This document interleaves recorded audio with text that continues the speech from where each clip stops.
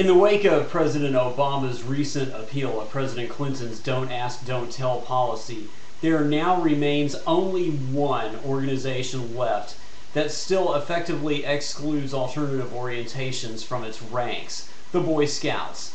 Now, longtime Scouting supporters feel that this is a good thing and proudly stand by this record. Their rationale kind of goes like this. First of all, Scouting is a private organization and it is entirely their prerogative whom they choose to sign up. Secondly, even in today's enlightened era, most parents, when it comes right down to their own kids, would still be uncomfortable about having them in a program that they knew was being headed up by gay or bisexual volunteers. And thirdly, sexuality has, by the way, never really been something that the Boy Scouts have been about on any level to begin with.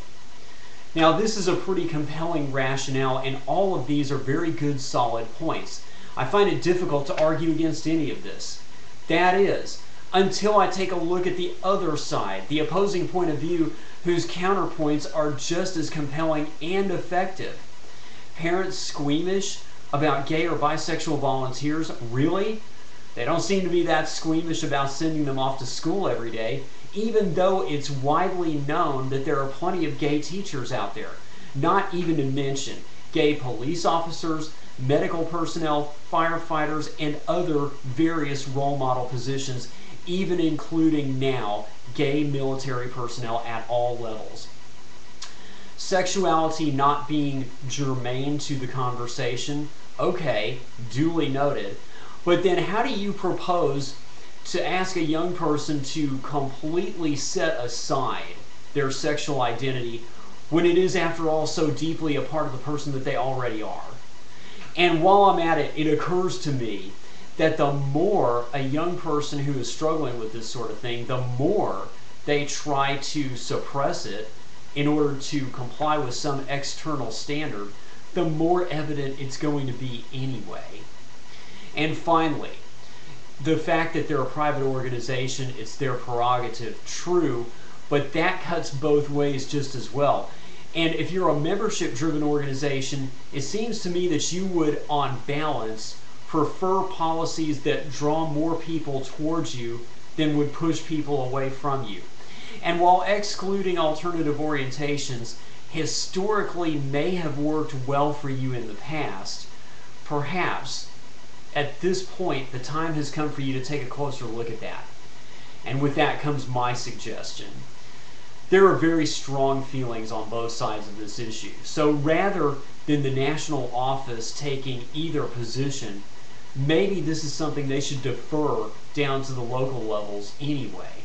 And just let each Cub Scout pack or Scout troop decide for itself what its policy is going to be concerning this issue, and what type of a program it's going to offer. That way, young people who may have an alternative orientation but still want to participate in Scouting can have a chance to be in a program that supports them on all levels while at the same time being sympathetic to their needs.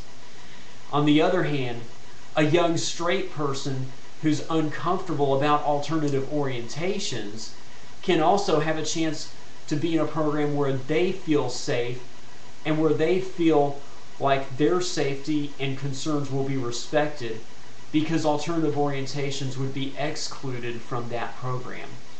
It seems to me that this is a workable solution because it would bring the most satisfaction to the greatest number of people, and I think that's really what this is all about. I feel very strongly about the historical contribution that Scouting has made to our country. I think it's been a huge benefit, and I would like to see it continue to be as we go forward into the future. I think it would do well to take what I have just said under very serious consideration, and I appreciate all of you for doing the same. Steve out.